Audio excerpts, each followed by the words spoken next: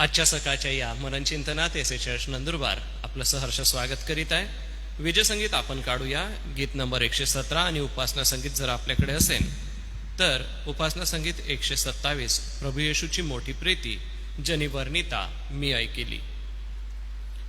प्रभू येशूची मोठी प्रीती जनी वर्णिता मी ऐकिले, मजती पतितावरी होती, हे ऐकाया पारच इचिले, हे ऐकाया इचिले.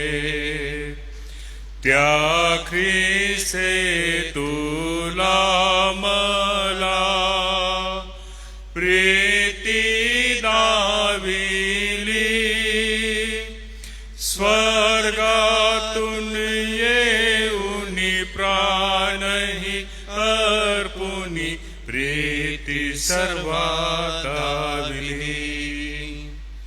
दुःखे साहिल ख्रिस्ते कैशी, तळमळ खांबावरी, मज ऐकून सुचे मनाशी, मज साठीच सोशिली ती खरी, मज साठीच ती खरी. त्या ख्रिस्ते तुला मला प्रीती दाविली, स्वर्गातून येऊनी प्राणही अर्पुनी प्रीती सर्वात दाविली.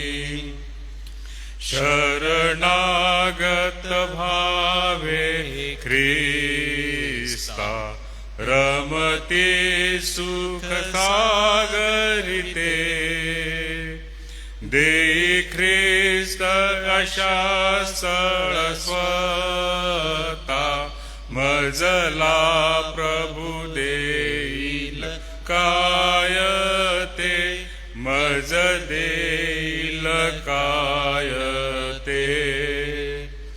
त्या ख्रिस्ते तुला मला प्रीती दाविली, स्वर्गातून येऊनी प्राणही अर्पुनी प्रीती सर्वात दाविली. प्रभु तू प्रिय उत्तर द्यावे, मज कोणी न तुझ शिवाय, सदात्म्याने मला कळवावे, मज तारण देशी कृपेने काय, मज तारण देशी काय.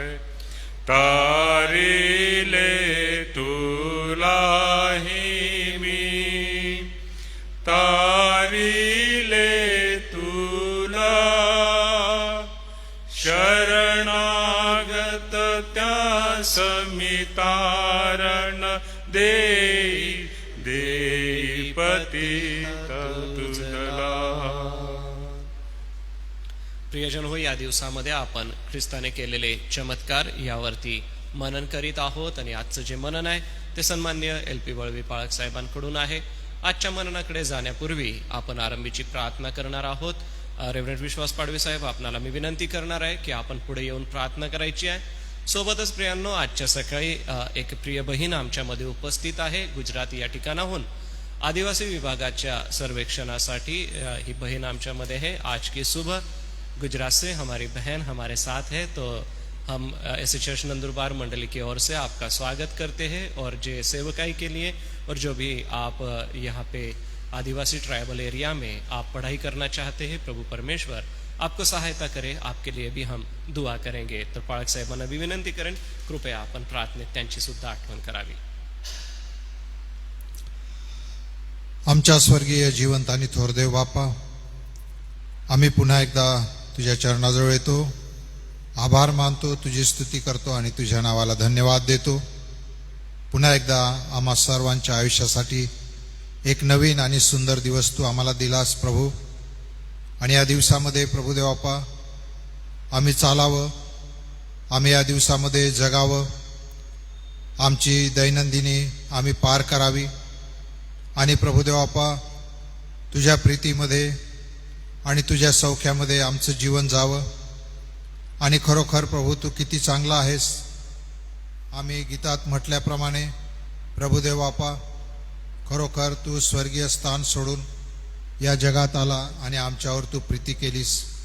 आणि त्या प्रीतीबद्दल गात असताना प्रभू देवापा आम्हाला या दिवसामध्ये लागणारं सर्व प्रकारचं चांगुलपण तू द्यावंस, यासाठी की प्रभू तुझी प्रीती ही थोर आहे, तुझी प्रीती ही महान आहे. आणि तुझ्या प्रीतीने प्रभू देवापा मानवजातीवर खरोखर इतके उपकार केले आहे की मानवजात त्या प्रीतीद्वारे तारली गेलेली आहे, वाचवली गेलेली आहे.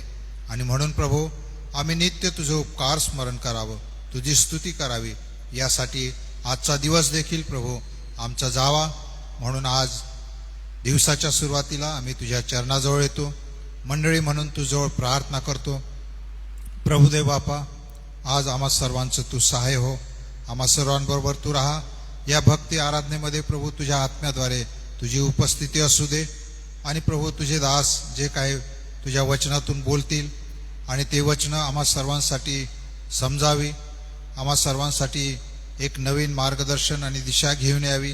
एवढंच नव्हे तर प्रभुदेवापा त्या वचनाद्वारे आम्हाला एक उत्तम प्रकारचा आशीर्वादित लाभ घडावा, एवढीच आम्ही तुझ्याजवळ प्रार्थना आणि विनंती करतो. जी बहीण आमच्यामध्ये उपस्थित आहे आणि प्रभुदेवापा तिच्या जीवनाबद्दल आम्ही पुन्हा एकदा तुझे आभार मानतो, यासाठी की देवापा त्या परप्रांतातून आलेल्या असताना ज्या सेवेसाठी प्रभू या ठिकाणी आलेल्या आहेत, ती सेवा प्रभू त्यांची चांगल्या प्रकारे घडावी. त्या सेवेद्वारे प्रभू देवापा तुझं गौरव व्हावं. आणि जी लहानशी सहभागिता प्रभू त्यांच्यामध्ये आम्हाला तू दिलेली आहे, त्याबद्दल आम्ही तुझे आभार मानतो आणि तुझी स्तुती करतो. हो दे प्रभू देवापा, तू किती थोर आहे, तू किती चांगला आहे. विश्वासणाऱ्यांसाठी प्रभू तू आमचा एक उत्तम आदर्श परमेश्वर आहे, हे दाखवण्यासाठी प्रभू आम्हा सर्वांचं तू सहाय्य कर. हीच आमची प्रार्थना आणि विनंती आहे. म्हणून ही लहानशी भक्ती आराधना आम्ही तुझ्या स्वाधीन करतो. येशूच्या नावाने ही प्रार्थना केली म्हणून तू ऐक. आमेन. धन्यवाद पाळक साहेब. प्रियजन हो, आजच्या सकाळी ऑनलाईन पाहणारे प्रियजन व उपस्थित सर्व प्रियांच्या वतीने मी सन्माननीय रेव्हरंड एल पी वळवी पाळक साहेब आपलं स्वागत करतो व विनंती करेन की आपण पुढे येऊन वचनाची सेवा करावी.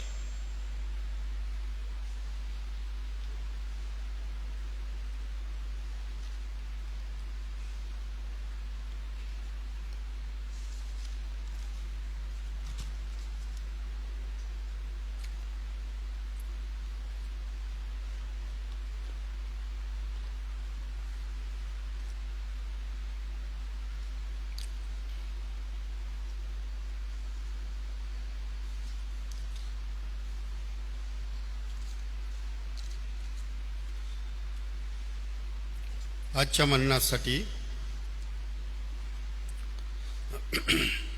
योहान 11 आणि 1 ते 16 ही वचने वाचू. सर्व शास्त्रभाग वाचणार नाही, मोठा शास्त्रभाग आहे. येशूने केलेले चमत्कार याविषयी या दिवसामध्ये हे देवाच्या वचनामधून आम्ही शिकत आहोत, समजून घेत आहोत. आज येशू ख्रिस्ताने केलेला चमत्कार, मृत लाजराला जिवंत करणे. बेथानी येथील लाजर नावाचा एक मनुष्य आजारी होता. मरिया व तिची बहीण मार्था या त्याच गावच्या होत्या. ज्या मरियेने प्रभूला सुगंधी तेल लावले व त्याचे चरण आपल्या केसाने पुसले, तिचा हा आजारी पडलेला लाजर भाऊ होता. म्हणून त्या बहिणीने त्याच्याकडे सांगून पाठवले की प्रभूजी, ज्याच्यावर तुमचे प्रेम आहे तो आजारी आहे. ते ऐकून येशू म्हणाला, हा आजार मरणासाठी नव्हे तर देवाच्या गौरवार्थ म्हणजे त्याच्या योगे देवाच्या पुत्राचे गौरव व्हावे यासाठी आहे. मार्था व तिची बहीण व लाजर यांच्यावर येशूची प्रीती होती, म्हणून तो आजारी आहे हे त्याने ऐकले तरी तो होता त्या ठिकाणी आणखी 2 दिवस राहिला. त्यानंतर त्याने शिष्यांना म्हटले, आपण पुन्हा यहुदियात जाऊया. शिष्य त्याला म्हणाले, गुरुजी, यहुदी नुकतेच तुम्हाला दगडमार करायला पाहत होते, तरी तुम्ही पुन्हा तेथे जाता काय? येशूने उत्तर दिले, दिवसाचे 12 तास आहे की नाहीत? दिवसात जर कोणी चालतो तर त्याला ठेच लागत नाही, कारण त्याला पृथ्वीवरील उजेड दिसतो. परंतु जर कोणी रात्री चालतो तर त्याला ठेच लागते, कारण त्याच्या ठाई उजेड नसतो. हे बोलल्यावर तो त्यांना म्हणाला, आपला मित्र लाजर झोपला आहे, पण मी त्याला झोपेतून उठवायला जातो. यावरून शिष्य त्याला म्हणाले, प्रभुजी, त्याला झोप लागली असेल तर तो बरा होईल. येशू त्याच्या मरणाविषयी बोलत होता, परंतु तो झोपेतून मिळणाऱ्या आरामाविषयी बोलतो असे त्यांना वाटले. परंतु येशूने त्यांना उघड सांगितले, लाजर मेला आहे, आणि मी तिथे नव्हतो म्हणून तुमच्यासाठी मला आनंद वाटतो, कारण माझी अशी इच्छा आहे की तुम्ही विश्वास ठेवावा. तरी आपण त्याच्याकडे जाऊ. तेव्हा दिदूम म्हटलेला थोमा आपल्या गुरुबंधूंना म्हणाला, आपणही त्याच्याबरोबर मरावयास जाऊ. प्रार्थना करू.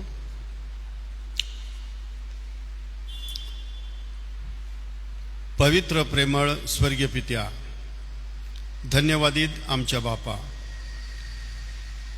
प्रभू येशूच्या पवित्र नावामध्ये आज सकाळी आम्ही तुझ्या वचनाचं मनन प्रभू करीत असताना तू केलेले चमत्कार याविषयी प्रभू आम्ही मनन करीत असताना आज ही वचने आमच्या आध्यात्मिक जीवनासाठी आम्हाला काय अर्थबोध करतात, या वचनाची योगे आमच्या जीवनाविषयी तुझी काय इच्छा आहे हे आम्ही समजून घेत असताना तू आपली कृपा पुरव. पवित्र आत्म्याचे द्वारे आम्हाला शिकव आणि सहाय्य कर, जेणेकरून या वचनामधून तुझे विचार, तुझा स्वर्गीय संकल्प जो आहे तो प्रगट केला जावा, आणि या वचनाच्या सेवेच्या द्वारे अनेकांना प्रभू तू आशीर्वादित करावं, ही मी प्रार्थना विनंती करीत आहे. या सेवेसाठी मला लागणारी कृपा आणि पवित्र आत्म्याचं मार्गदर्शन दे. माझ्या जीवे ओठाला स्पर्श कर. माझ्या मनातून येणारे प्रत्येक विचार, प्रत्येक शब्द तुझ्या गौरवासाठीच असू दे, ही माझी प्रार्थना विनंती आहे. ही विनंती प्रभू येशूच्या नावात मागतो म्हणून तू ऐक. आमेन.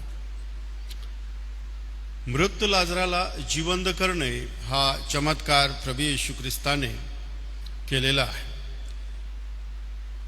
जेव्हा आम्ही समजतो की या चमत्काराचा जो समय आहे किंवा हा चमत्कार घडला, येशू ख्रिस्ताने मृत लाजराला जिवंत केलं, या चमत्काराविषयी विचार करण्या अगोदर आम्हाला देवाच्या वचनामधून समजून घ्यावा लागेल की येशू ख्रिस्ताच्या सेवाकार्याचा, पृथ्वीवरील सेवेचा अखेरचा हा निर्णायक टप्पा होता.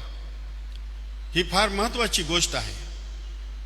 येशू ख्रिस्ताच्या पृथ्वीवरील सेवेच्या अखेरचा निर्णायक टप्पा होता, आणि या टप्प्यामध्ये आम्हाला समजतं की प्रभू येशू ख्रिस्त प्रत्येक गोष्ट, प्रत्येक कृती, प्रत्येक शब्द आपल्या स्वर्गीय पित्याच्या मार्गदर्शनाखाली सर्व काही करताना आम्हाला पाहायला भेटत आहे.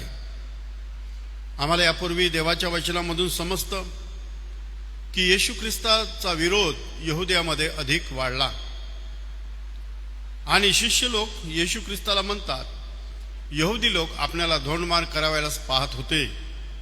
यावरून आम्हाला समजतं की प्रभू येशू ख्रिस्त त्याच्या सेवा कार्यामध्ये त्याचा उद्देश परमेश्वराच्या योजनेप्रमाणे आणि परमेश्वराच्या इच्छेनुसार त्याच्या सेवा कार्याचा जो कार्य उद्देश आहे त्याला तो प्रथम स्थानावर ठेवतो.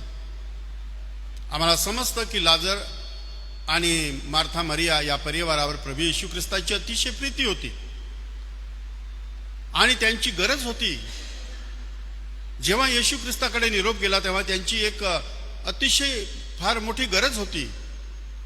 परंतु आम्ही देवाच्या वचनाकडे ज्यावेळेस आम्ही पाहतो तेव्हा प्रभू येशू ख्रिस्ताचा जो उद्देश आहे या समयामध्ये, थोड्या समयामध्ये शिष्य लोकांना अधिक प्रशिक्षित करावं, शिष्य लोकांना अधिक प्रशिक्षित करावं आणि शिष्यांना खऱ्या विश्वासाप्रत त्यांना घेऊन जावं, हा प्रभू येशू ख्रिस्ताचा प्रथम उद्देश आम्हाला या ठिकाणी पाहायला भेटतो आहे. की या सेवा कार्याच्या शेवटल्या थोड्या समयामध्ये प्रभू येशू ख्रिस्ताच्या सेवेनंतर जो सेवेचा भार शिष्य लोक वाहणार आहे त्या शिष्य लोकांकडे त्याची दृष्टी आहे. त्यांना प्रशिक्षित करावं, कोणत्या समयी कसं पाऊल टाकावं, कोणत्या प्रसंगी कसा निर्णय घ्यावा, हे प्रभू येशू ख्रिस्त त्यांना शिकवून त्यांना खऱ्या विश्वासापर्यंत घेऊन जाण्याचा प्रभू येशू ख्रिस्ताचा हेतू आहे. आणि या ठिकाणी परिपूर्ण विश्वास त्यांच्यामध्ये प्रगट करावा ही प्रभू येशू ख्रिस्ताची इच्छा आहे. आणि आम्ही पाहतो येशूला निरोप मिळाला आणि येशू ख्रिस्त थांबला असं म्हटलेलं आहे. येशू ख्रिस्ताला ठाऊक होतं की लाजर हा मरण पावलेला आहे. येशू ख्रिस्ताला ठाऊक होतं लाजर हा मरण पावला आहे, पण हे मरण त्याने पाहिलं की हे देवाच्या पुत्राच्या गौरवासाठी आहे. या प्रसंगाच्या द्वारे, या घटनेच्या द्वारे, या चमत्काराच्या द्वारे देवाच्या पुत्राच्या गौरवाकडे त्याची वाटचाल अधिक प्रभावीपणे जाणार आहे. आणि आम्ही शेवटी पाहणार आहोत की येशूला निरोप आला तेव्हा येशू ख्रिस्ताने त्वरित जाण्याचं टाळलं. हे आम्हाला समजतं. ज्याच्यावर येशूची प्रीती आहे, ज्यांच्या घरामध्ये दुःख आहे, ज्याच्यावर येशूची प्रीती, तो आजारी आहे आणि येशूला कळल्यानंतर येशू ख्रिस्त विलंब लावतो, येशू ख्रिस्त थांबतो. हे प्रथमदर्शी शिष्य लोकांना कळत नाही आणि एक वेगळं वाटतं त्यांना की प्रभू येशू ख्रिस्त बेथानी या ठिकाणी का तात्काळ तो गेला नाही. आता या ठिकाणी आम्ही पाहतो येशू ख्रिस्ताने त्वरित जाण्याचं टाळलेलं आहे. येशू ख्रिस्ताने जेव्हा निरोप मिळाला तेव्हा त्याने काय ओळखलं, त्याने काय समजून घेतलं, हे पाहणं महत्वाचं आहे. येशू ख्रिस्ताला निरोप मिळाला तेव्हा येशू ख्रिस्ताचं प्रेम त्यांच्यावर होतं म्हणून येशू ख्रिस्ताने तात्कालिक त्या ठिकाणी जाणं हे गरजेचं होतं. परंतु येशू ख्रिस्ताने काय ओळखलं, येशू ख्रिस्ताने हे ओळखलं की हे मरण देवाच्या गौरवासाठी आहे आणि ही स्वर्गीय पित्याची इच्छा आहे.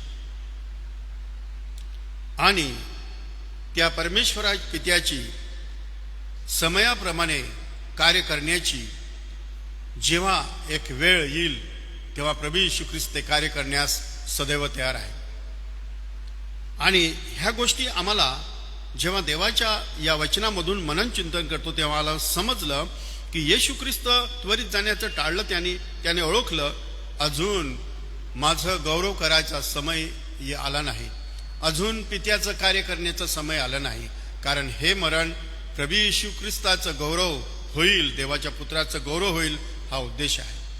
आम्ही पाहतो त्याला 4 दिवस झालेले आहे आणि यहुदी परंपरा यामध्ये आम्ही घुसत नाही, परंतु आम्हाला समजतं 4 दिवसाचं मेलेलं व्यक्ती याला जिवंत परमेश्वराशिवाय कोणी करू शकत नाही. हे सत्य अगदी ठामपणे त्या लोकांना ठाऊक होतं. आणि प्रभू येशू ख्रिस्ताचा उद्देश हा होता, जेव्हा तो आपली प्रार्थनेची कृती जेव्हा त्या समुदायासमोर तो मांडतो तेव्हा म्हणतो, हे पित्या सर्वदा तू माझं ऐकलेलं आहे. परंतु यावेळेस हा समुदाय जो उभा आहे यांच्यासाठी मी असे म्हणालो यांच्यासाठी मी अशी प्रार्थना उघडपणे केलेली आहे. येशू ख्रिस्त या ठिकाणी आम्ही जेव्हा पाहतो, जेव्हा त्याला निरोप मिळाला तेव्हा त्वरित त्याने जाण्याचं टाळलंय. त्याने ओळखलं की हे देवाचं गौरव करायचं आहे आणि म्हणून देवाचं गौरव करायची जेव्हा एक समय असतो, वेळ असतो, तेव्हा प्रभू येशू ख्रिस्त विरोधाला माघारी जात नाही. विरोधामध्ये देखील प्रभू येशू ख्रिस्त ठामपणे उभा आहे. शिष्य लोक त्याला म्हणतात की यहुदी तुला धोंडमार करायला पाहत होते. येशू ख्रिस्त म्हणतो दिवसाचे 12 तास आहे. हे सेवा कार्याच्या संदर्भामध्ये देवाने दिलेली वेळ आणि समयाप्रमाणे मला ते केलंच पाहिजे. परिस्थिती काही असो, विरोध काही असो, परंतु परमेश्वराची इच्छा आहे या समयामध्ये मी जाऊन त्या ठिकाणी हे काम करावं, तर निश्चित मी जाणार. मग थोमा म्हणतो चला रे आपण त्याच्यासाठी मरायला जाऊ. थोमा काय म्हणतो, चला आपण त्याचबरोबर मरायला जाऊ. त्यांना ठाऊक होतं की त्या ठिकाणी गेल्यानंतर परिस्थिती काय होणार आहे. आणि आम्ही पाहतो येशू ख्रिस्त बेथानीकडे प्रवास करतो. शिष्य लोकांची प्रतिक्रिया आणि येशूने दिलेले त्यांना प्रत्युत्तर. शिष्य लोकांची प्रतिक्रिया आम्ही पाहिली आणि येशू ख्रिस्ताने दिलेले प्रत्युत्तर आणि येशूचे सेवा कार्य एका विशिष्ट परिस्थितीवर अवलंबून न होतं, तर येशूचं सेवा कार्य देवाच्या इच्छेवर अवलंबून होतं. आणि जेव्हा हा नमुना शिष्य लोकांच्या जीवनामध्ये त्यांना पुढे घेऊन जायचं आहे की कोणतीही परिस्थिती असली त्या परिस्थितीवर आपली सेवा अवलंबून राहत नाही. देवाच्या इच्छेवर जेव्हा आम्ही आमची सेवा सोपवतो तेव्हा कितीही गंभीर परिस्थिती, वेगळी परिस्थिती असली तरी स्वर्गीय पित्याच्या इच्छेप्रमाणे केलेली समर्पित सेवा नेहमी एक चांगला रिझल्ट, परिणाम आणते. हे सत्य. आणि प्रभू येशू ख्रिस्ताचा जो कार्याचा उद्देश की या शिष्य लोकांना अशा विश्वासापर्यंत त्यांची रचना करावी, उभारणी करावी आणि एका परिपूर्ण विश्वास त्यांच्या जीवनामध्ये निर्माण करावा आणि पुढे ही महान सेवा त्यांनी घेऊन जावी, ही प्रभू येशू ख्रिस्ताचा उद्देश आहे. आणि बेथानीकडे प्रभू येशू ख्रिस्त गेल्यानंतर आम्ही 11 ते 37 मध्ये आम्ही पाहतो तेव्हा त्या बहिणीविषयी सहानुभूती प्रभू येशू ख्रिस्ताने प्रगट केलेली आहे. सांत्वना ही मानवी सांत्वना नव्हती, ही एक दैवी सांत्वना होती. जेव्हा आमचं हृदय या परिस्थितीने तुटून गेलेलं आहे, मरणासारखा कठीण त्यांचा एकुलता एक भाऊ मरण पावलेला आहे आणि अशा स्थितीमध्ये प्रभू येशू ख्रिस्त त्यांच्या दुःखामध्ये सहभागी होतो, तेव्हा ही सर्वसाधारण सहभागिता नव्हती. एक आत्म्यामध्ये खोल प्रभू येशू ख्रिस्ताच्या अंतःकरणामधून आम्ही पाहतो की तो रडला असं म्हटलेलं आहे. हे चित्र आम्ही पाहतो या ठिकाणी. येशू ख्रिस्ताला रडताना आम्ही कुठे पाहत नाही, या ठिकाणी आम्ही पाहतो येशू रडला. हे रहस्यपूर्ण गोष्ट आहे. यामध्ये खोल आत्मिक सत्य शिकण्यासारखं आहे. येशू ख्रिस्त त्या परिस्थितीकडे गेला, त्यांच्या दुःखामध्ये सहभागी झाला आणि योहान 11:35 हे सर्वांना माहीत असलेलं वचन आहे की येशू रडला. परिस्थिती पाहिली त्याने, मार्था मरियाची स्थिती पाहिली, दुःखामध्ये सांत्वन करायला आले यहुद्यांची अविश्वासाची ढळमळी स्थिती पण पाहिली प्रभू येशू ख्रिस्ताने. सदैव त्याने विरोध करणारे लोक पण पाहिले. त्याच्या सेवेला सकारात्मक आणि होकारात्मक जे विरोधामध्ये जाणारे आणि त्याला प्रतिसाद देणारे लोकांचा पण त्याला अनुभव होता.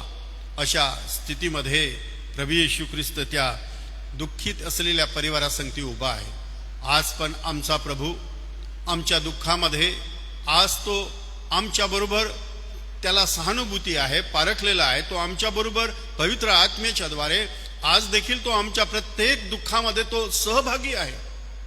आणि जेव्हा प्रभू आमच्या दुःखामध्ये सहभागी होतो आणि आमचं दुःखाचं जो समाधान करतो, आमचं सांत्वन करतो, ते खरं समाधान आणि सांत्वन असतं.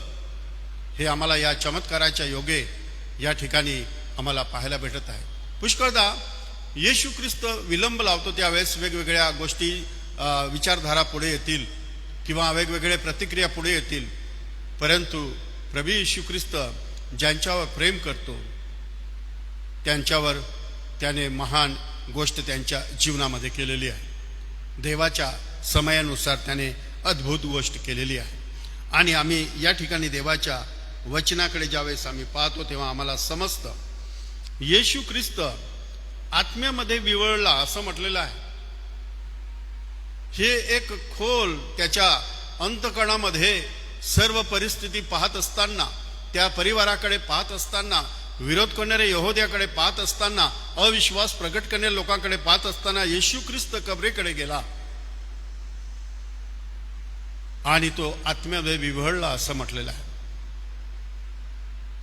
फार गंभीर गोष्ट. जेव्हा आम्ही शब्दकोशामध्ये किंवा इतर कॉमेंट्रीमध्ये आम्ही ज्यावेळेस पाहतो त्यावेळेस आम्हाला समजतं की येशू ख्रिस्ताच्या आत्म्यामध्ये विव्हळणं ही काय सर्वसाधारण गोष्ट नाही, फार अद्भुत गोष्ट आहे. आणि तो कबरेकडे गेल्यानंतर येशूने केलेली प्रार्थनेची कृती आम्ही पाहतो. काय या ठिकाणी जेव्हा आम्ही पाहतो तेव्हा काय म्हटलेलं आहे? तो कबरेकडे गेलेला आहे. येशू पुन्हा मनात खवळून कबरेकडे आला. ती गुहा होती आणि तिच्या तोंडावर धोंड ठेवलेली होती. येशूने म्हटले, धोंड काढा. त्या मृताची बहीण मार्था त्याला म्हणाली, प्रभूजी, आता त्याला दुर्गंधी येत असेल, कारण त्याला मरून 4 दिवस झालेले आहे. 4 दिवसानंतर मृत शरीराची कोणती अवस्था होते आजच्या वैज्ञानिक युगामध्ये चांगलं आम्हाला कळतं आहे. आज प्रगत झालेल्या युगामध्ये आम्हाला अधिक चांगली माहिती मिळते की मृत व्यक्तीच्या 4 दिवसाच्या शरीराची अवस्था काय असते. आणि त्या काळामध्ये आम्ही पाहतो त्या बहिणीला समजलं, प्रभूजी, की त्याला दुर्गंधी येत असेल, कारण त्याला मरून 4 दिवस झाले आहे. तू विश्वास ठेवशील तर देवाचे गौरव पाहशील असे मी तुला सांगितलं न होते काय? तू विश्वास ठेवशील तर देवाचं गौरव पाहशील. हे प्रभू येशू ख्रिस्त या ठिकाणी सांगत आहे. देवाचा गौरव पाहण्यासाठी, देवाच्या गौरवाचा अनुभव घेण्यासाठी आम्हाला खऱ्या विश्वासाची गरज आहे. हे प्रभू येशू ख्रिस्त या ठिकाणी ठासून सांगतो. जो खरा विश्वास आम्हाला देवाच्या सत्य वचनामधून आमच्यामध्ये निर्मित होतो, देवाच्या वचनाची योगे. आज विश्वासाबद्दल अनेक लोक बोलतात, परंतु जो खरा विश्वास आहे तो केवळ देवाच्या वचनामधून येतो. खऱ्या विश्वासाची निर्मिती केवळ देवाचं वचन ऐकण्याकडून होतो, देवाच्या वचनाचं मनन चिंतन करण्याकडून होतं, देवाच्या वचनात घडून गेल्यानंतर होतं. आणि अशा विश्वासाची रचना परमेश्वर आमच्या जीवनामध्ये करतो की आमच्या जीवनासाठी सहज परमेश्वर अद्भुत काम करतो, अद्भुत काम करतो. आणि त्या ठिकाणी तो सांगत आहे, तू विश्वास ठेवशील तर तू देवाचं गौरव पाहशील. आणि तो म्हणतो, धोंड बाजूला काढा. त्यांना धक्का बसला, कारण आम्ही पाहतो प्रभू येशू ख्रिस्ताने जेव्हा प्रार्थना केली तेव्हा प्रार्थनेमधून आम्हाला समजतं की हे प्रभू, हा समुदाय उभा आहे, तू तर माझं सर्वदा आताही ऐकलं आहे, म्हणून मी धन्यवाद देतो. परंतु या समुदायासाठी मी असे बोललो सभोवती, तरी जो समुदाय सभोवती उभा आहे त्यांच्याकरता मी बोललो यासाठी की तू मला पाठवले आहे, असा त्याने विश्वास ठेवावा. पहा उद्देश. प्रभू येशू ख्रिस्त आपल्या प्रार्थनेमध्ये देवासमोर उद्देश ठेवतो. तुझ्यापासून मी आलेलो आहे. हे यहुदी आहे, यहुदी तर असतील पुष्कळ, आणि हे जे प्रिय परिवार आहे यांच्या जीवनामध्ये एक गोष्ट ठसून राहावी, मी तुझ्यापासून आलेलो आहे. मी जे करीत आहे ते तुझं कार्य आहे आणि तुझ्या इच्छेच्या बाहेर मी कोणती गोष्ट करत नाही. ही गोष्ट त्या लोकांना समजावी म्हणून प्रभू येशू ख्रिस्त असं म्हटलेलं आहे. त्याचा उद्देश होता प्रार्थनेचा. आणि तो आत्म्यामध्ये विवळला आणि लाजराला हाक मारली, लाजरा बाहेर ये. किती अद्भुत हाक आहे, किती अद्भुत हाक आहे. फक्त लाजराला हाक मारली. शेवटल्या काळामध्ये देवाच्या पुत्राची वाणी लोक ऐकतील आणि जे ऐकतील ते बाहेर येतील.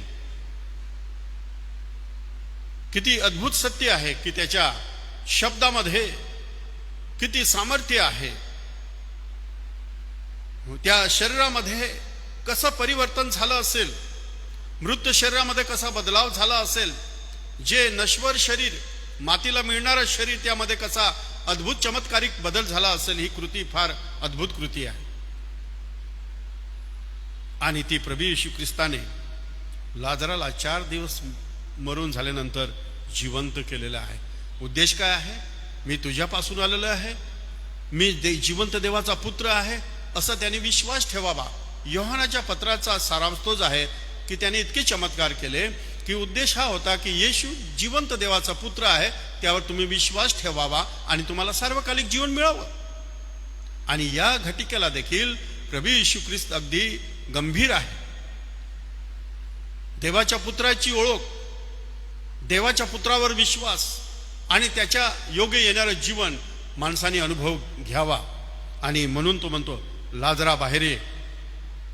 आणि लाजर प्रेत वस्त्रांनी गुंडाळलेला असा कबरेच्या बाहेर आलेला आम्ही पाहतो. आणि येशू ख्रिस्त म्हणजे याला मोकळे करा. ही घटना झालेली आहे, चमत्कार झालेला आहे. आणि मग आम्हाला याचा परिणाम पण आम्हाला पाहायला भेटतो. याचा परिणाम कठीण मन चमत्काराने देखील बदलत नाही. ज्या व्यक्तीने आपलं मन अगदी वारंवार अविश्वास, वारंवार देवाच्या विरुद्ध जाऊन ज्याने स्वतःचं अंतकरण दगडासारखं करून घेतलेलं आहे, असे लोक पण त्या ठिकाणी होते. त्या चमत्काराचा त्यांच्या जीवनात काही झालं नाही. त्यांचा अविश्वास हा चमत्कार घालवू शकला नाही. काही लोकांनी विश्वास ठेवला, येशूवर विश्वास ठेवला, काही लोकांनी विश्वास ठेवला, काही लोकांनी. आणि असं म्हटलेलं आहे, त्यांना या चमत्काराच्या जेव्हा जो परिणाम बाहेर आला तेव्हा खळबळ माजली यरुशलेममध्ये. कळलं, शास्त्री परुषी त्यांना जाऊन लोकांनी सांगितलं, मोठी खळबळ माजून गेली, आता काय होईल? लोक याला राजा करतील, रोम सरकारच्या विरुद्ध बंद होईल, एक राष्ट्र आणि एक जे चर्च म्हणजे मंदिर व्यवस्था आहे ती धोक्यात येईल. आणि मुख्य याजक म्हणतो की एका राष्ट्रासाठी एका माणसाने मराव.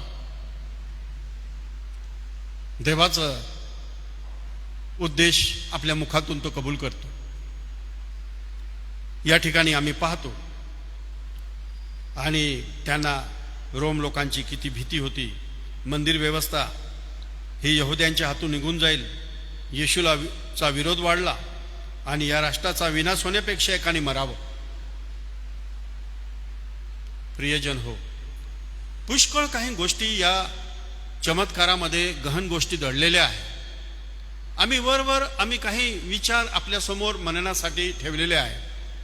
इतका विरोध या समयापासून येशूला झाला आहे, त्याला उघडपणे फिरणं फार कठीण झालेलं आहे. हृदयाची कठीणता, अविश्वासाने आंधळे झालेली अंतकरणे, देवाच्या सत्तेला नाकारणारी परिस्थिती, यामध्ये प्रभू येशू ख्रिस्त देवाच्या योजनेप्रमाणे त्याचं कार्य करताना दिसतो. आणि ह्या देवी स्वर्गीय योजनेला येशू ख्रिस्त समर्पित आहे.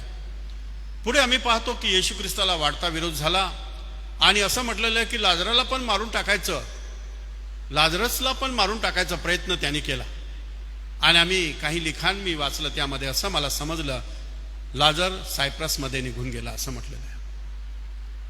आणि त्या ठिकाणी त्यांनी सेवा केली, त्याला संत पदवी मिळाली, त्याची कबर सायप्रसमध्ये पण आहे आज. नंतर तो मेला असं मी एक लिखाण वाचलं, त्याच्यामध्ये मी तुम्हाला सांगत आहे. प्रियजन हो, आजच्या या मननामधून आम्हाला ही गोष्ट शिकायची आहे. सदैव आमचं जीवन, आमची सेवा ही देवाच्या इच्छेवर निर्धारित करून आम्ही चालावी. आमचा विश्वासाचा विकास सतत होत राहावा आणि वेगवेगळ्या परिस्थितीमध्ये आम्ही देवाच्या योजनेला खरे उतरून आम्ही परमेश्वराचा गौरव करणारं जीवन जगावं. देवबाप या वचनाच्या द्वारे आम्हाला आशीर्वाद देव.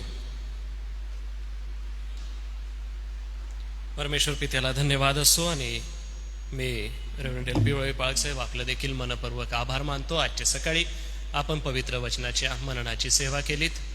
प्रियजन हो, देवाचा समय आणि देवाचं सामर्थ्य हे आमच्या जीवनात कार्य करत असतं. व जो अद्भुत चमत्कार घडला त्या चमत्कारामधून आम्ही हेच शिकतो की आम्ही प्रभूच्या समयाची वाट बघावी आणि त्याच्या सामर्थ्यावरती पूर्ण भरोसा ठेवून आपलं जीवन आपण जगावं. या मननासाठी प्रभू परमेश्वराला मी धन्यवाद देतो. नित्य आपल्या प्रार्थना विनंत्या आहेत, त्या नित्य प्रार्थना विनंत्या आपण घेणार आहोत. आजारी प्रियांची आठवण करीत असताना आज सगळे पुन्हा एक वार आपण ममताबाई डलगे यांची आठवण करूया. प्रभुदेव बाप त्यांना आरोग्य देव. सोबतच श्री दिलीप नाईक साहेब आहेत. प्रभुदेव बाप त्यांना देखील आपलं आरोग्य आणि कृपा पुरवो.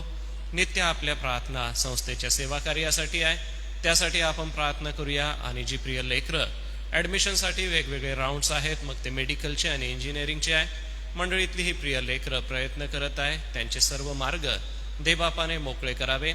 सोबतच शुक्रवारी जी एक दिवसीय सभा, पाळकीय सभा या ठिकाणी होणार आहे, तर त्यासाठी देखील आपण प्रार्थना करूया. एक दिवसीय शिबिरासाठी शुक्रवारी 1 तारखेला ते असणार आहे. मंडळीचे पंचमंडळ आणि स्थानिक सर्व पाळक वर्ग आपण यासाठी उपस्थित राहायचं आहे. आणि मान्य अध्यक्ष महोदय आपल्याला मार्गदर्शन करणार आहेत आणि सोबतच पाळक सुवार्तिक आपल्या सेवेचा अहवाल सादर करणार आहेत, तर त्या सभेसाठी देखील प्रार्थना करूया.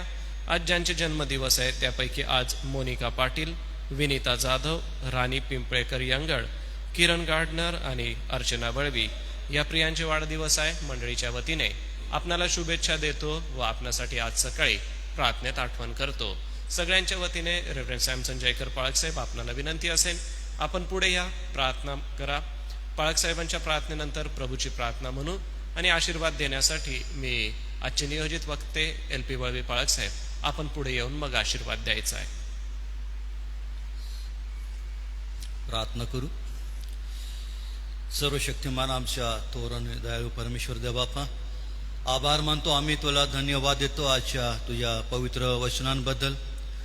पुन्हा एक वार आम्हाला एक मौल्यवान संधी तू दिलीस आणि प्रभू ख्रिस्ता 2000 वर्षापूर्वी या जगामध्ये असताना आपल्या सेवा कार्याच्या विविध क्षेत्रामध्ये जे अनेक तू चमत्कार केले, चिन्ह केलेत देवबापा, त्याविषयीचं सत्य जाणून घेण्यासाठी पुन्हा एक वार तू आम्हा प्रत्येकाला लागणारी कृपा पुरवलीस. आणि विशेष करून प्रभुदेवबापा ज्यांनी हा अभ्यासक्रम तयार केला आणि या संपूर्ण जवळपास 40 चमत्कारांच्या माध्यमातून येशू ख्रिस्ता तू आपल्याविषयीचं एक नवीन सत्य जगाला प्रगट केलेलं होतं, ते आजही अबाधित असं आहे. ते शिक्षण घेण्यासाठी तू आम्हा प्रत्येकाला सहाय्य केलंस. विशेष करून ऑनलाईन सभेमध्ये सहभागी होणारे आमचे सर्व विश्वासणारी मंडळी, प्रियजन यांनाही लागणारी कृपा तू दिलीस. आणि थोडक्यामध्ये या अवधीमध्ये देवबापा जे काही सत्य पवित्र वचनांच्याद्वारे, चिन्ह, अद्भुत चमत्कारांच्या द्वारे तुझ्या पुढे देवबापा मांडण्यात आलेलं आहे, त्याबद्दल आम्ही तुझे उपकार मानतो, तुला धन्यवाद देतो. आणि हीच प्रार्थना करतो की या स्वर्गीय सत्यांवर विश्वास ठेवून आमचं आत्मिक जीवन बळकट करण्यासाठी पुन्हा एक वार तू स्वर्गीय कृपा आम्हा प्रत्येकाला पुरवावी अशी आम्ही प्रार्थना आणि विनंती करतो. म्हणून आजच्या पवित्र वचनांबद्दल आभार मानत असताना पुन्हा एक वार आम्ही तुला शरण येतो, तू आमचा स्वीकार कर, लागणारी कृपा तू दे. विशेष करून दे बापा, ज्यांनी तुझं पवित्र वचन आज आमच्याकडे आणलेलं आहे त्या तुझ्या दासांबद्दल, रेव्हरंड लाजरस यांच्याबद्दल मनापासून आभार मानतो, आम्ही तुला धन्यवाद देतो. लागणारी कृपा दे बापा, तू त्यांच्याबरोबर असू दे, त्यांची सेवा आशीर्वादित कर. आणि येणाऱ्या दिवसामध्ये त्यांच्याबरोबर दे बापा, जे तुझे सर्व दास आणि दासी या दिवसामध्ये तुझ्या सेवेमध्ये आहेत, या सर्वांबरोबर तुझी कृपा असू दे अशी मी प्रार्थना आणि विनंती करतो. म्हणून आजच्या पवित्र वचनांबद्दल, पवित्र सहभागितेबद्दल आम्ही मनापासून आभार मानतो, आम्ही तुला धन्यवाद देतो. आज आम्ही विशेष करून पुन्हा एकवर तुला विनंती करतो प्रभुदेवपा, आज SA मिशन ट्रस्ट अंतर्गत असणाऱ्या ज्या काही सेवा कार्य आहेत, शैक्षणिक सेवा आहे, बोर्डिंगच्या सेवा आहे, सोबतच नंदुरबार चर्च अंतर्गत सर्व मंडळांच्या आध्यात्मिक सेवा आहेत. देवबापा, या सर्व प्रकारच्या सेवा राबवित असताना, पुढे घेऊन जात असताना पुन्हा एक वेळा आम्ही आमच्या सर्व पुढाऱ्यांची आठवण करतो, त्यांना तुझ्या पुढे आणतो. संस्थेचे संचालक डॉक्टर राजेश वळवी, सोबतच चेअरमन मार्थाक्का आणि संपूर्ण विश्वस्त मंडळ आहे, ट्रस्टी मेंबर आहेत, सोबतच कौन्सिलचे सर्व अध्यक्ष, पदाधिकारी, कमिटी आहेत. या सर्व तुझ्या निवडलेल्या दासांना, दासींना देवबापा तुझी स्वर्गीय कृपा तू पुरव. आणि जसं येथवर या SM तू चालवलंस, येणाऱ्या दिवसांमध्ये देवबापा तू या SM प्रत्येक क्षेत्रामध्ये तुझा हात असू दे, प्रत्येक पदाधिकाऱ्यावर तुझी कृपा असू दे. कारण या दिवसांमध्ये जरी देवबापा आमच्या आसपासचं वातावरण बिघडत चाललेलं आहे, तरी आमचा पूर्ण विश्वास आहे की 2000 वर्षापूर्वी याच्यापेक्षा भयानक स्थिती होती, त्याही परिस्थितीमध्ये देवबाप तू आपल्या मंडळांचं संरक्षण केलंस आणि देवबापा तुझं गौरव तू करून घेतलंस. तीच प्रार्थना आम्ही या दिवसांमध्ये करतो. देवबापा मंडळीचा विश्वास तू अधिक मजबूत कर आणि येणाऱ्या दिवसांमध्ये या विश्वासाच्या द्वारे चालण्यासाठी लागणारी कृपा प्रत्येकाला तू दे अशी प्रार्थना आणि विनंती करतो. म्हणून आम्ही पुन्हा एक वारी सर्व सेवा कार्याबद्दल तुला मनापासून धन्यवाद देतो. तरुण संघ आहे, महिला वर्ग आहे, संडे स्कूल आहे, सोबतच विविध प्रकारचे कार्यक्रम यांचं आयोजन केलं जात आहे. या सर्व युनिटला देवबापा तू आशीर्वादित कर आणि दिलेल्या जबाबदारी विश्वासूपणे पुढे घेऊन जाण्यासाठी लागणारी कृपा आणि आशीर्वाद प्रत्येकाला दे अशी आम्ही प्रार्थना आणि विनंती करतो. सोबतच आम्ही प्रार्थना करतो, आज ज्या प्रियजनांचे वाढदिवस आहेत, मोनिका पाटील आहे, विनीता जाधव आहेत, राणी पिंपळेकर यंगड आहेत, किरण गार्डनर आहेत, अर्चना वळवी आहेत. देवबापा या सर्व आज ज्यांचे वाढदिवस आहेत, ज्यांची नावे तुझ्यापुढे आलेली आहेत, आम्ही प्रार्थना करतो या सर्वांना देवबापा आजचा वाढदिवसाचा जो काही आशीर्वाद आहे, जी की स्वर्गीय कृपा आहे, त्यांना तू परिपूर्ण कर. त्यांचा वाढदिवस त्यांच्यासाठी, त्यांच्या कुटुंब परिवारासाठी आनंदाचा आणि आशीर्वादाचा ठरू दे. त्यांचं आयुष्य दीर्घायुष्य कर, कल्याणमय कर आणि देवबापा त्यांच्या जीवनाकडून तुझं गौरव दे अशी आम्ही प्रार्थना आणि विनंती करतो. सोबतच आम्ही प्रार्थना करतो, आम्हाला या दिवसामध्ये पावसाची गरज आहे, तो आमची प्रार्थना ऐकतच आहे. देवबापा आमची प्रार्थना आहे, पुन्हा एक वार आम्हाला भरपूर असा पाऊस दे आणि देवबापा याद्वारे तुझं गौरव दे अशी आम्ही तुला प्रार्थना आणि विनंती करतो. मंडळीमध्ये जे देवबापा आजारी आहेत देवबापा त्यांच्यासाठी आमची विशेष करून प्रार्थना आहे. ज्यांना आज आरोग्याची गरज आहे, दिलीप नाईक सर आहे, सोबतच रैता अक्का आहे आणि जे वृद्ध माता पिता देवबापा आज बिछाण्यावर आहेत, अशा सर्वांची आमची प्रार्थना आणि विनंती आहे. तू जो यावे रापा म्हणजे रोग निवारण करणारा परमेश्वर आहे, देवबापा तुला विनंती करतो, आपल्या पवित्र आरोग्याचा स्पर्श या सकाळी नव्याने तू कर. त्यांना या सर्व प्रकारच्या व्याधी विकारातून आजारातून मुक्त कर आणि देवबापा त्यांच्या जीवनाकडून तुझं गौरव दे अशी आम्ही प्रार्थना आणि विनंती करतो. सोबतच आम्ही प्रार्थना करतो, 1 तारखेला जे काही 1 दिवसीय शिबिर आयोजित करण्यात आलेलं आहे, त्याचं संपूर्ण नियोजन आयोजन करण्यासाठी अध्यक्ष आहेत देवबापा, सोबत पंचमंडळ आहे, त्यांचं विशेष प्रकारे कार्य कर. येणाऱ्या सर्व तुझ्या पालक वर्गांचं, सेवक वर्गांचं देवबापा तू या ठिकाणी यांना आशीर्वादित कर आणि ज्या जबाबदाऱ्या सेवकांवर सोपवलेल्या आहेत त्या पूर्ण करण्यासाठी लागणारी कृपा देवबापा प्रत्येक मंडळीचे अध्यक्ष, पंचपालक आहेत, या सर्वांना देवबापा तुझी कृपा दे अशी आम्ही प्रार्थना आणि विनंती करतो. आणि म्हणून येणारा 1 दिवसीय शिबिर देवबापा तू आशीर्वादित कर आणि ज्या काही नवीन योजना येतील, जे काही नवीन कार्यक्रम हाती घेतलेले असतील, ते सफळ करण्यासाठी पवित्र आत्म्याचं एक नवीन सामर्थ्य आमच्या अध्यक्षांसह सर्व मंडळांच्या पुढाऱ्यांना, सेवक वर्गांना तू दे अशी प्रार्थना आणि विनंती करतो. पुन्हा एक वार देवबापा तुझ्या सर्व चांगुलपणाबद्दल आभार मानतो. आजच्या पवित्र वचनांबद्दल तुला धन्यवाद देतो. आम्ही सर्वजण प्रभू आज तुझ्या पवित्र हातामध्ये येतो. दिवसभर तू आमचं सहाय्य करतो, आमचं संरक्षण कर, लागणाऱ्या सर्व गरजा ख्रिस्त येशूमध्ये पूर्ण कर आणि देवबापा आज आमच्या संपूर्ण जीवनाकडून तुझ्या इच्छेप्रमाणे वागण्यासाठी लागणारी कृपा प्रत्येकाला दे. मान महिमा सन्मान आम्ही तुला अर्पण करतो. येशूच्या नावाने प्रार्थना केली म्हणून तो ऐक. आमेन. प्रभूने शिकवलेली प्रार्थना म्हणूया. हे आमच्या स्वर्गातील पित्या, तुझे नाव पवित्र मानिले जाओ, तुझे राज्य येऊ, जसे स्वर्गात तसेच पृथ्वीवरही तुझ्या इच्छेप्रमाणे हो. आमची रोजची भाकर आज तू आम्हास दे आणि जे आम्ही आमची ऋणे सोडून सोडितो तसेच तू आमची ऋणे आम्हास सोड आणि आम्हास परीक्षेत आणू नकोस, तर आम्हा सर्व वाईटापासून सोडियो, कारण की राज्य, सामर्थ्य आणि गौरव हे सर्व काळ तुझेच आहे. आमेन. पठारे पाळक साहेब, LP वळवी पाळक साहेब आशीर्वाद. आता आपल्या प्रभू येशू ख्रिस्ताची कृपा, देवबापाची महान प्रीती, पवित्र आत्म्याची गोड सहभागिता, इथे जमलेले तुझे प्रिय दास, ऑनलाईनमध्ये ज्यांनी तुझं वचन ऐकलं त्या प्रियजनाबरोबर, देवाची प्रिय मंडळी आणि निवडलेले राष्ट्र इस्रायलाबरोबर प्रभू येशू तू येईपर्यंत सो. आमेन. ख्रिस्त पवित्र शांती सत्प्रीती शोभा सौंदर्य माझी या जीवनी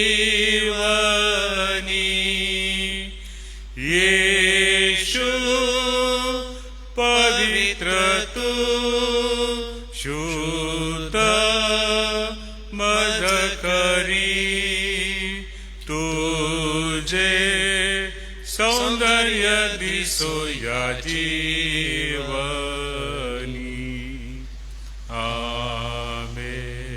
उद्यासाठी सूचना आहे. उद्या देखील सकाळी 10 वाजता आपण मनन चिंतन घेणार आहोत आणि उद्याचं मनन आदरणीय डॉक्टर ग्लॅडविन जयकर पाळक साहेब यांच्याकडून असेल. सर्वांना सलाम.